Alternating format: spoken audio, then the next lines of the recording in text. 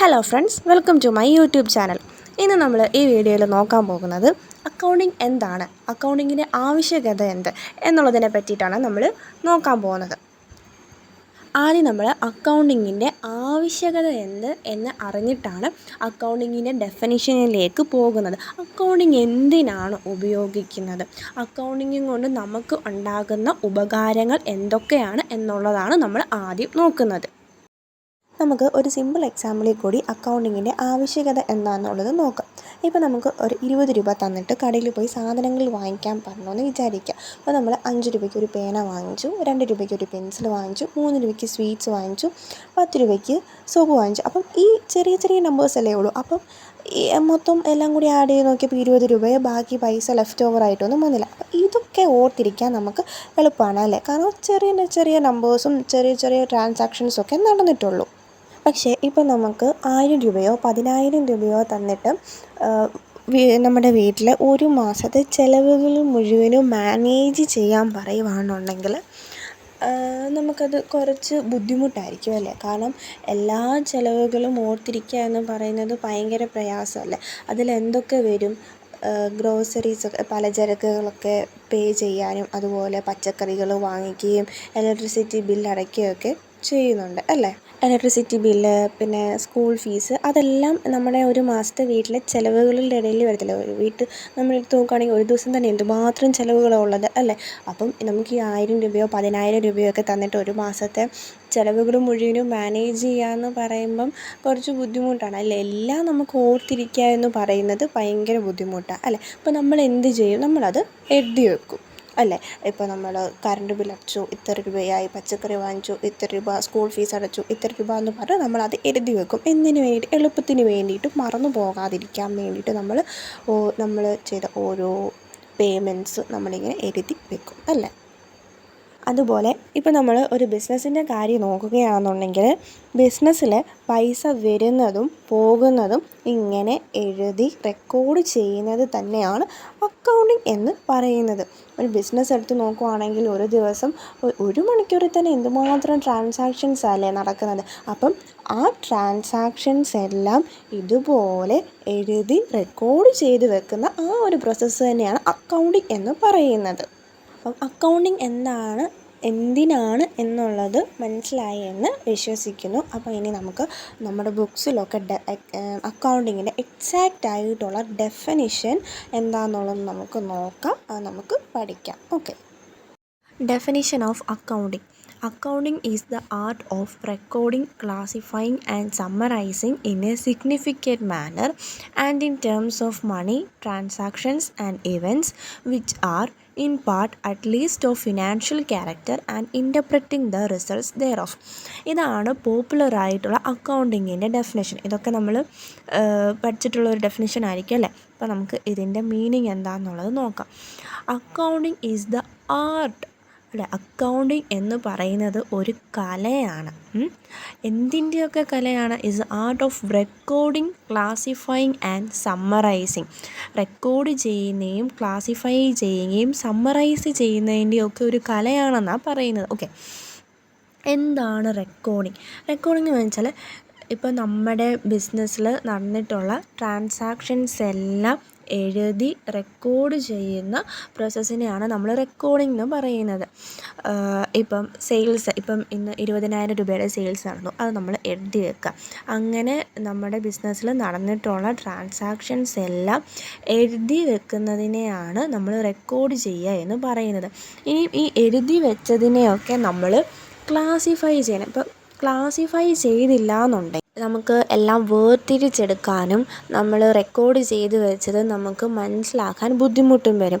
ഇപ്പം സെയിൽസ് നടന്നതെല്ലാം ഒരു ഹെഡിൻ്റെ അടിയിൽ ഇത്ര സെയിൽസ് നടന്നു, നമ്മൾ പർച്ചേസ് ചെയ്തതൊക്കെ ഇത്ര എമൗണ്ടിന് നമ്മൾ പർച്ചേസ് ചെയ്തു, നമ്മൾ സാലറി കൊടുത്തിട്ടുണ്ടെങ്കിൽ ഇത്ര എമൗണ്ട് സാലറി കൊടുത്തു എന്നുള്ളത് ഓരോ ഹെഡിൻ്റെ അടിയിലും നമ്മളിങ്ങനെ കാറ്റഗറി തിരിച്ച് ക്ലാസിഫൈ ചെയ്യുന്ന ആ ഒരു പ്രോസസ്സിനെയാണ് ക്ലാസിഫൈ എന്ന് പറയുന്നത്.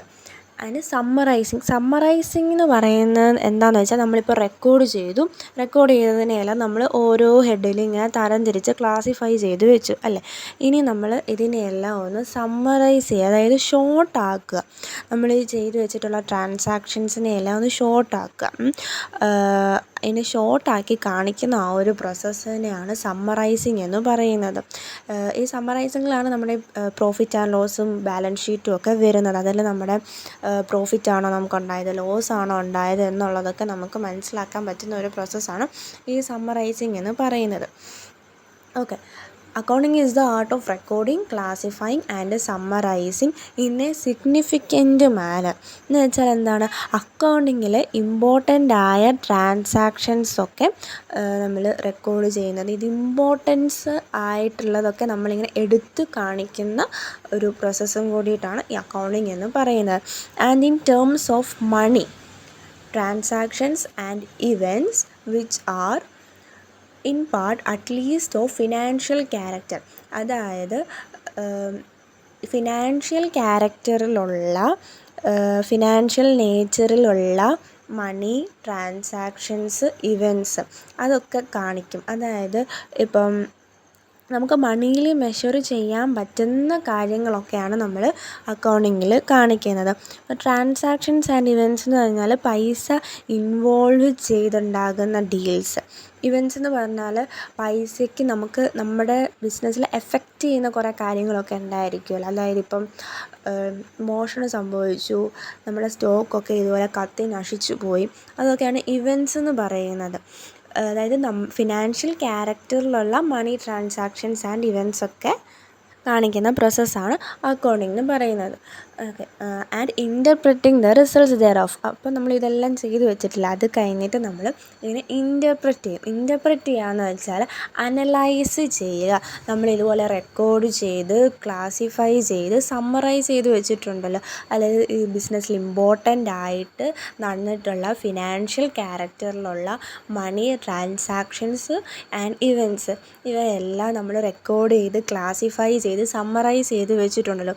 സമ്മറൈസ് ചെയ്ത് വെച്ചിട്ടുള്ളതിനെ നമ്മൾ ഇൻ്റർപ്രറ്റ് ചെയ്യുകയാണ്, അനലൈസ് ചെയ്തിട്ട് നമ്മൾ ആ ഒരു റിസൾട്ട് നോക്കും. അപ്പോൾ നമുക്ക് പ്രോഫിറ്റാണോ ലോസാണോ, നമ്മുടെ കമ്പനി പ്രോഫിറ്റിലാണോ ലോസിലാണോ ഉള്ളത്, അതുപോലെ നമ്മുടെ കമ്പനിയുടെ ഫിനാൻഷ്യൽ പൊസിഷൻ എന്താണ്, നമുക്ക് മാർക്കറ്റിൽ നല്ല ഒരു അക്സെപ്റ്റൻസ് ഉണ്ടോ, ഇനിയും നമ്മുടെ ബിസിനസ് വ്യാപിപ്പിക്കണോ, കുറച്ചും കൂടി വലുതാക്കണോ, എന്തെങ്കിലും പുതിയതായിട്ട് കൊണ്ടുവരണോ, എന്തെങ്കിലും മാറ്റങ്ങൾ വരുത്തണോ എന്നുള്ളതൊക്കെ നോക്കുന്ന ഒരു പ്രോസസ്സാണ് ഇൻ്റർപ്രറ്റിംഗ് ദ റിസൾട്ട് എന്ന് പറയുന്നത്. ഓക്കെ, അപ്പോൾ അക്കൗണ്ടിങ് എന്താണ്? Accounting is the art of recording, classifying and summarizing in a significant manner and in terms of money, transactions and events which are in part at least of financial character and interpreting the results thereof. Accounting എന്ന് പറയുന്നത് ഒരു കലയാണ് അല്ലേ? എന്തിൻ്റെയൊക്കെ കലയാണ്?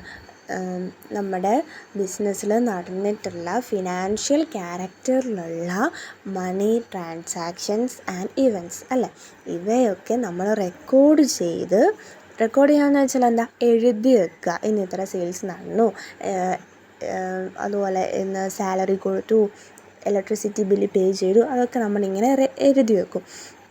എന്നിട്ട് ഇതിനെ നമ്മൾ classify ചെയ്യും അല്ലേ. സെയിൽസ് നടന്നതെല്ലാം ഒരു ഹെഡിൽ, പർച്ചേസ് നടന്നതെല്ലാം ഒരു ഹെഡിൽ, റെൻറ്റ് പേ ചെയ്തതെല്ലാം ഒരു ഹെഡിൽ, അങ്ങനെ നമ്മളിതിനെ ക്ലാസിഫൈ ചെയ്യും. എന്നിട്ട് ഈ ക്ലാസിഫൈ ചെയ്ത് വെച്ചതിനെയെല്ലാം നമ്മൾ സമ്മറൈസ് ചെയ്യും. എന്നിട്ട് ഈ സമ്മറൈസ് ചെയ്തതിനെ നമ്മൾ ഇൻ്റർപ്രറ്റ് ചെയ്യും, അനലൈസ് ചെയ്യും. ഈ സമ്മറൈസ് ചെയ്ത് വെച്ചിട്ടുള്ള ഈ റിസൾട്ട് നമ്മൾ അനലൈസ് ചെയ്തിട്ട് നമ്മൾ നോക്കും, നമ്മുടെ ബിസിനസ് ഓർഗനൈസേഷനിൽ പ്രോഫിറ്റാണോ ലോസാണോ, അതിൻ്റെ ഫിനാൻഷ്യൽ പൊസിഷൻ എന്താ ഉള്ളത്, അത് നല്ല രീതിയിലാണോ നടക്കുന്നത്, നമ്മളിനി എന്തെങ്കിലും മാറ്റങ്ങളൊക്കെ വരുത്തണോ എന്നുള്ള ആ ഒരു പ്രോസസ്സൊക്കെ ആണ് ഈ അക്കൗണ്ടിങ്ങിൽ വരുന്നത്. ഓക്കെ, എല്ലാവർക്കും അക്കൗണ്ടിങ് എന്താണ്, അതിൻ്റെ ആവശ്യകത എന്താണ് എന്നുള്ളതൊക്കെ മനസ്സിലായെന്ന് ഞാൻ വിശ്വസിക്കുകയാണ്. ഇനി വരുന്ന ക്ലാസ്സുകളിൽ ഇതിൻ്റെ ബാക്കി പാർട്സ് ഇടുന്നതായിരിക്കും. Okay, thank you for watching.